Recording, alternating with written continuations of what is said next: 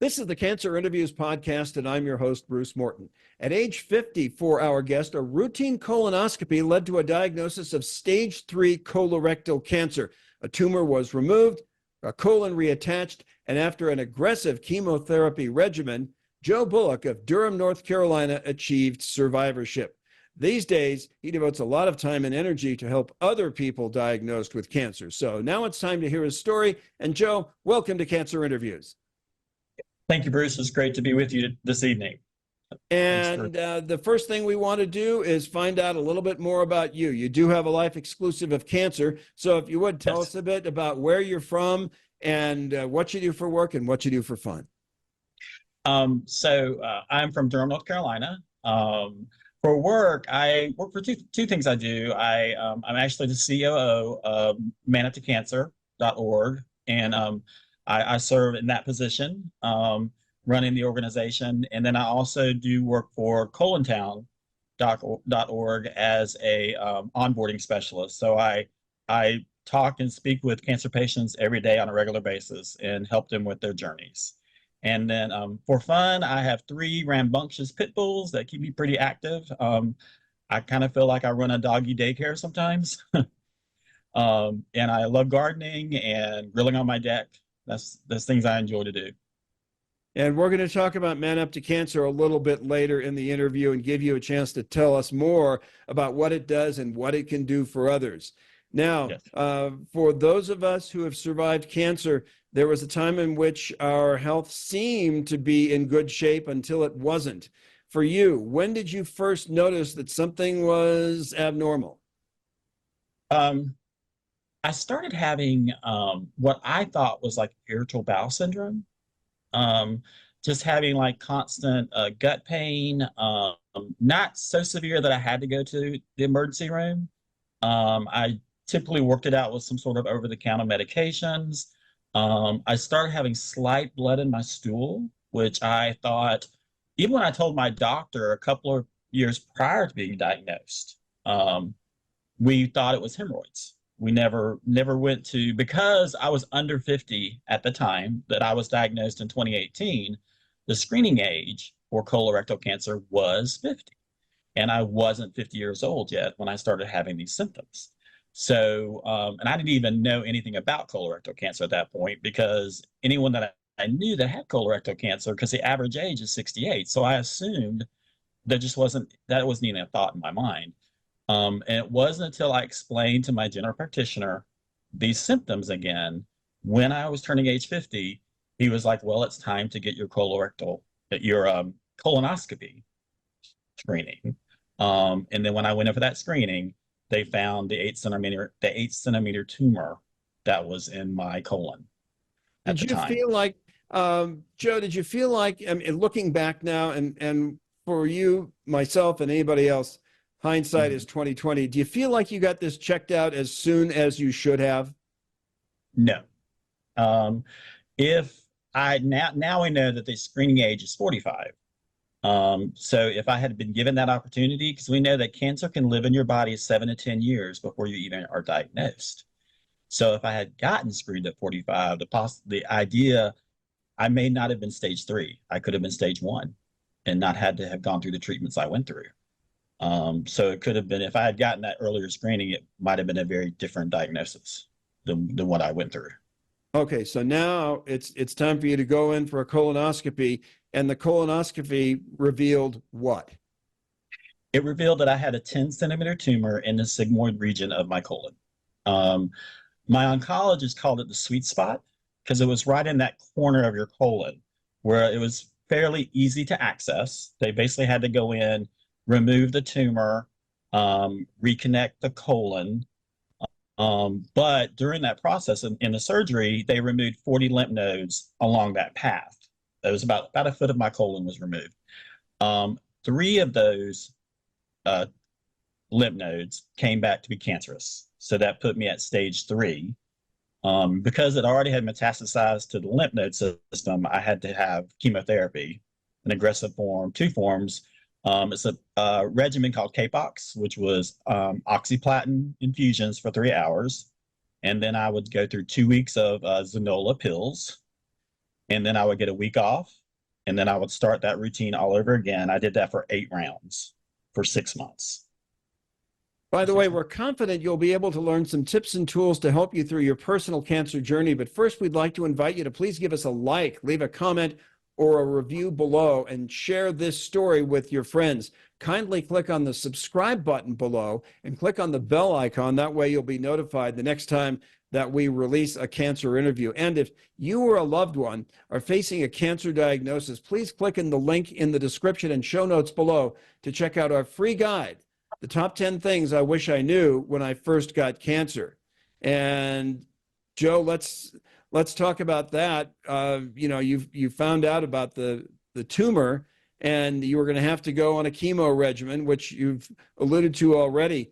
But this is devastating news for anybody.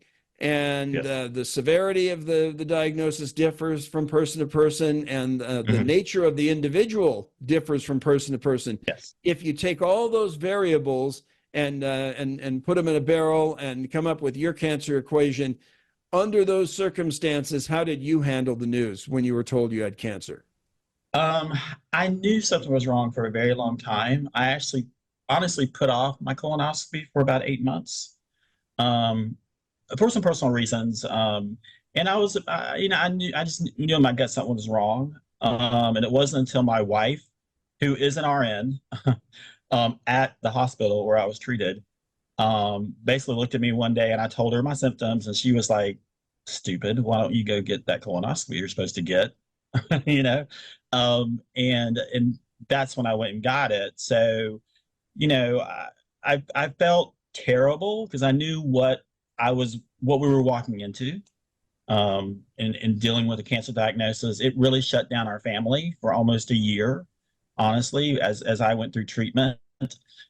We were, my wife and I were in our 50s, we're just turned 50. We had already been talking about plans for the next couple of years, renovations on a house, going on some vacations we hadn't gone on, and realizing that I was facing a cancer diagnosis really kind of shut everything down, because we didn't know financially the burden it was going to put on us. So we kind of had to set a lot aside. Now, when I was diagnosed, being that my wife was an RN and a medical professional, I guess I would say I was a very good patient. I did what I was told. I showed up for treatments. I followed all the regimens, and I listened to my wife, and she handled a lot of the clinical side of my treatment for me. I jokingly say that being diagnosed with cancer was like showing up for my wedding. I just did what I was told that day and those weeks ahead. It wasn't until probably my second round of chemo that it really hit me. I've never been a depressed person. I've always been a happy-go-lucky guy. And my oncologist noticed one day as I was getting ready to go in for treatment, he looked at me one day and he said, I've known you it's been about 5 months since my diagnosis. And he said, something's changed with you. You're a really sad, broken guy. And he was like, I'm really worried about you. I'm worried about how this is going to impact treatment. Because things like my white counts were going off, and he knew that I wasn't eating well. Obviously I was struggling in treatment. And he just said one day, he said, can I just bring a therapist in? Can she just sit with you for a minute and just talk? And I really started to understand it as we started talking through things, that this was what was causing my depression, and which is surprising to me. That's something that's not talked about enough, is the mental health side of cancer. So that's what really I had to work on, because I could handle the treatment side. Like, I could do what they were telling me to do, but I didn't know how to deal with this emotional trauma that I was walking into that I'd never faced before. So that was probably the hardest thing for me, was dealing with that side of it. Well, Joe, you brought up something that I want to ask you about. You had, I don't know if this is the right word for such a difficult time, but you had the luxury of having a spouse who was also an RN, who had a level of expertise that most spouses don't have. So it sounds like your wife was there for you where the clinical piece of this is concerned. How was your wife in terms of the emotional side? Oh my gosh. So the funny thing that day when that therapist came in the room and sat, my wife was with me and sat with us, and I was just like, we're fine. I'm just gutting through it. I don't we talked to her for a bit. Then my wife looked at me and said, and I get emotional thinking about it, I need you to do this.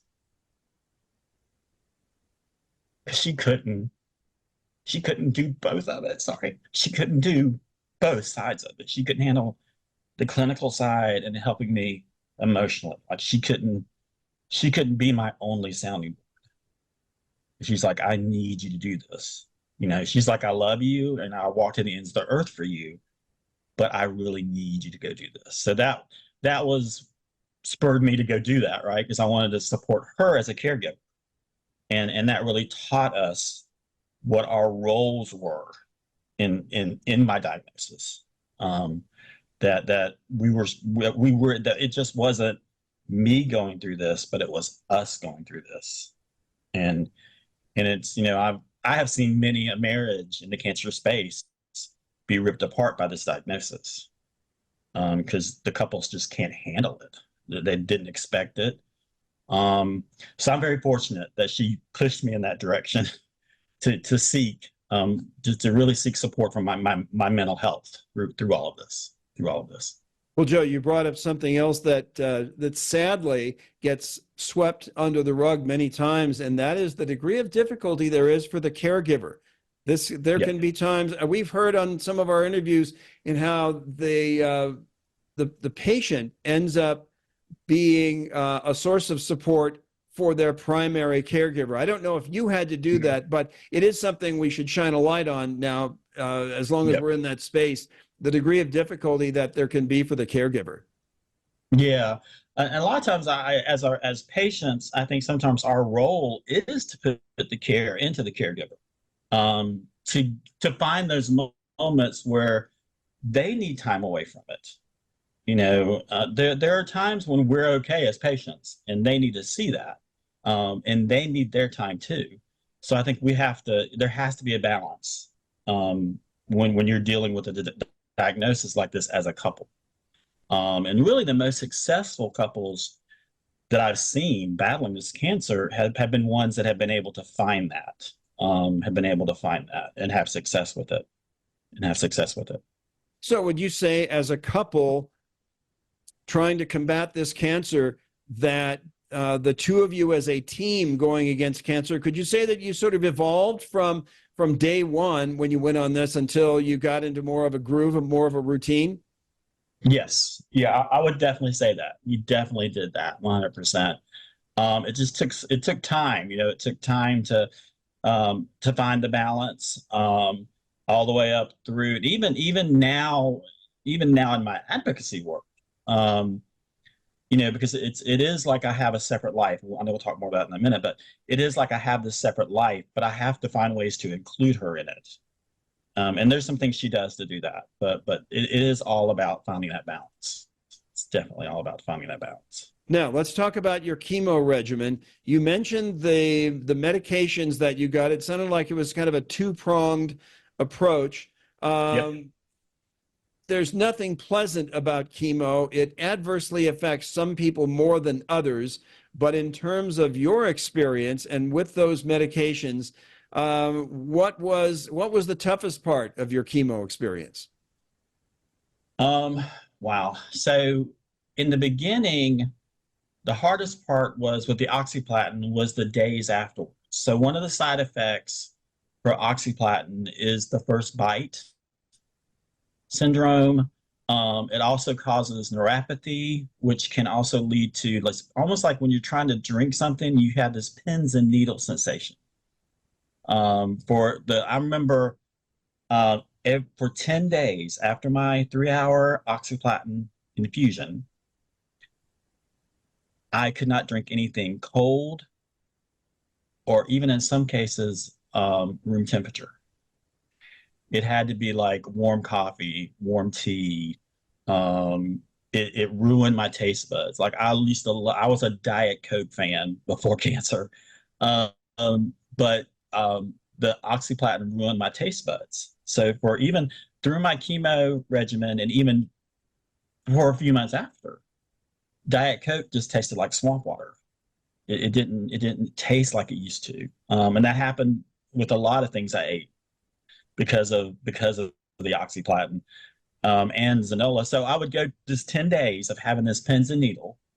And when I was going through treatment, it was like August in the North Carolina heat when all I wanted was a cold Diet Coke, and I couldn't have that. But it was like a 10-day thing. And the test I had, which is kind of funny, is we would take my son to Wendy's and we would get a Frosty. And that was my test. So we were at the Wendy's and I kind of knew what day it was. And I would say, let me just take a taste of your Frosty. And either I could do it or not. But it was like, it'd be like a light switch would go off. And day 11, I could have that Frosty. But day 1 through 10, I couldn't go near it. So it definitely impacted your nerves, your sensory, central nervous system. You could tell it definitely had an impact on it, in your taste buds and how you reacted to certain things as well. And then so I did the Oxyplatin, and then the Xenola side of it was pill form. I would take 2,000 milligrams in the morning, which is 4 pills, and 2,000 milligrams at night, which is another 4 pills. I took 8 altogether for 2 weeks straight. And that caused a lot of fatigue. That was one of those side effects of that pill. So I would go pick my kids up at school and I would fall asleep in the car ride along almost like every day. And luckily they knew who I was, and the teacher would come by and kind of knock on the window to wake me up because she knew what was going on. But it just caused this exhaustion, the fatigue from it. So that was just some of those side effects from those medications. Yeah. How about cognitive issues? Because that affects people on chemo, again, to slightly different degrees. Were there any cognitive issues for you? It was I definitely had the chemo fog at moments during it. I would just forget things. And there was also another side effect I had was my hands. I wouldn't be able to hold something. My hands felt very, it's hard to describe, but I remember looking at my hands and I feel like I was looking at my grandmother's hands. Like I remember my grandmother's hands and how thin they were as she got older. And I remember looking at my hands going, those are like my grandmother's hands. It was just really weird. And I couldn't pick things up very well. I remember not being able to handle things very well at times. I remember dropping a coffee cup one day because I just kind of lost control of it when I was going through those 10 days after the Oxyplatin. So that was definitely another side effect that I was dealing with. Now, I'm guessing, Joe, at some point there was a juncture in which you sensed that things were getting better, that there was some metaphoric light at the end of the tunnel. Yes. If you would describe what that was like. So I had to do 8 rounds, and I remember my oncologist kind of treating it like a football game, and we would take it into quarters, and we would talk about being in the first quarter, second quarter, halftime. Like I remember going to the 4th round, and he was like, "Okay, we're at halftime. We're almost there. We're halftime. We're going, or we're going into the 3rd quarter." He would say, "Or we're going to get to the 4th quarter. We're going to hit a touchdown." So I kind of took on that mindset and just took things into small bites. And I try not to look ahead, which I think was really helpful for me mentally, just to kind of deal in those small chunks of time, which I think was very helpful for me. Very helpful for me. Well, you were eventually declared NED, which means no evidence of disease. And Yep. So now we're past the point in which things are trending better. It's like you've crossed the goal line. How exciting was that? Yeah, it's funny. It was tough because I remember feeling okay. I remember the day it happened. I remember hearing that from my oncologist because I remember it had snowed in Durham and the cancer center had been closed for a couple of days because of all the snow and ice. Because I mean, it can be like North Carolina weather. It can be like an inch of snow on the ground and everything just shuts down, right? So, so literally the cancer center had been closed for like 3 days because of an inch of snow. And so when I went for my appointment that day, they had already told me, they were like, well, we're going to tell you that we're backed up. We're dealing with we haven't seen patients in a couple of days, so we're bringing them in. So I can't tell you when you'll get to see your oncologist. You will get to see him. And I just told her, I said, I am not leaving here that day until you tell me I'm dead. And I literally stayed there. I think I was there like 7 hours that day. And then when I found out, I remember, it was just, I was bewildered. Because I think part of it is you realize, that even though you're Ned, your journey's not over, because you still have, I know for colorectal, you'll still have 5 years. You still have 5 years of follow-up appointments, 5 years of CT scans. So really the journey, in some cases for someone that's Ned, is just beginning. And I remember I had stopped seeing my therapist probably in about almost towards the end because I was feeling really good about things. But I was going to a cancer support group at the cancer center. And I remember after one of the support groups, and just before I was becoming Ned, she pulled me aside and she goes, I want to tell you that I'm excited about you being Ned, but you'll need to call me in a couple of months because you're going to hit a wall. And there's a lot of stuff that's going to flood back at you. And that's exactly what happened. I mean, it was just like I started worrying about reoccurrences. I started wondering what's going to happen. There's all this risk, of that happening. And it just all flooded back to me and sent me almost into this depression again.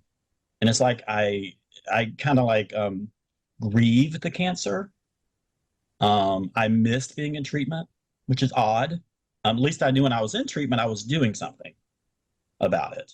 But now I just felt like I was waiting around for the cancer to return. So I had to face those kind of demons that happen because of cancer, right? In my mind, mentally. So that was a hard step, the harsh reality to accept. Okay, but you've gotten past that, and let's fast forward to the here and now. If you can quantify your health, your overall health, as being 100% pre-diagnosis today, where are you in terms of how close are you to 100%? And if you're not 100%, what can you not do? No, I'm pretty much 100%. I will say I'm probably more like 95. I have neuropathy. I still live with it. I'm not able to run anymore. I still have some nerve damage. Luckily, it's not painful because some patients have more of a painful neuropathy. Mine is I deal with like a frozen foot syndrome. I still have slight tingling in my fingers, but that's the reality of going through chemo. And there's things I can do to get around that, which I've learned. So I mean, and it's funny because I was released from my oncologist in January, because I had made it 5 years. And that I was excited about. I was grateful to kind of be done, right? As far as the patient side of it. I remember getting in the car that day and just rolling the window down and turning the music up and just letting everything just blow through me because I was just breathing air again. And I remember I got home, my wife was like, I can't believe we don't have to schedule anything around your cancer anymore. Right? Like we can plan a vacation and I don't need to ask you 3 times, when do you have a CT? When do you meet with your oncologist again? Like we don't have to do any of that now. So yeah, that is a great feeling. And brings a lot of excitement to my wife in our lives. Definitely now. He is Joe Bullock of Durham, North Carolina, and he survived stage 3B colorectal cancer. He is our guest. And upon achieving survivorship, Joe wanted to come to the aid of others who have been diagnosed with cancer, and that's exactly what he's doing. Joe, you're part of a group called Man Up to Cancer. If you would, Tell us about its inception, what brought it on, what it does, and what it can do for others. Yes. So Trevor Maxwell, who started Man Up to Cancer back in the fall of 2019. And Trevor and I met through another organization I mentioned earlier, colontown.org. And we'd gotten to know each other through that group. And Trevor messaged me late in December of 2019, and he said, "I want to start this Facebook group." And Trevor was in the middle of writing a book, really about Man Up to Cancer, and really it's more about the mental health side of cancer and what men go through, in a sense of manning up in a different way, really having an open heart, and really, because you're in a warrior spirit, like, you're going to need your mental toughness to get through this, but you're also going to need mental support. And that's what we aim to change for men, is to offer them that space. Like I said, we have our Facebook group called the Howling Place group. We have about 3,000 men in that group currently. And when these guys come in the group, it's almost like a deer in the headlight. They don't know what to do. A lot of them come in fearful to even talk about their diagnosis, because they hadn't even shared it with their closest friends. They're afraid to tell their employer that they're diagnosed with cancer because they're afraid of losing their jobs. So we give them this kind of safe men's only space to have those conversations. We talk about what happens in the Howling Place group stays in the Howling Place group. We try to respect that and give them their privacy. So that's really what it started out as. And it grew into 3 programs. We have a chemo backpack program in which we provide chemo essentials for the men who are going through treatments with their cancer. So if they're part of the Facebook group, they can apply to receive one of these backpacks. We have an annual men's retreat, which we're going to have about 200 men attend this year, called the Gathering of Wolves. And I will say, because Man Up to Cancer, our logo is a wolf. And the reason that happened is Trevor did an extensive research on wolves before he even started the group. And in a sense, that how a wolf pack takes care of each other. You have your alpha wolf, your guys in the middle, your guys in the end, but the whole pack takes care of each other. So that was sort of the idea behind the wolf logo and the idealism that goes in with it, and what he created. And what Trevor did is he invited me originally to come on board as the lead administrator of the Facebook group. So that was my original position. And then last year, we had done all of this work on our own through seeking out sponsorships, corporate sponsorships. And then late last year, we actually formed a nonprofit organization. So we started doing, we had our corporate sponsorships, and then we started doing our grassroots fundraising to support all of our programs. Our third program that we have is called our chapter groups, the Man Up to Cancer chapter groups, which are regional groups across the country, really across the world. We have 50 regional groups, 50 chapter groups across the world. We even have in Canada and the UK and Ireland. And these are just small groups where the guys get together and go out for a drink, meet for a football game or a sporting event. And we try to actually fund some of these activities as well. So those are our 3 primary programs, and it's all about the mental health side of cancer. We don't talk about treatment in our group. We don't post about treatments in our group. If the guys do talk about what they're going through with their own personal treatments in the conversations in the group.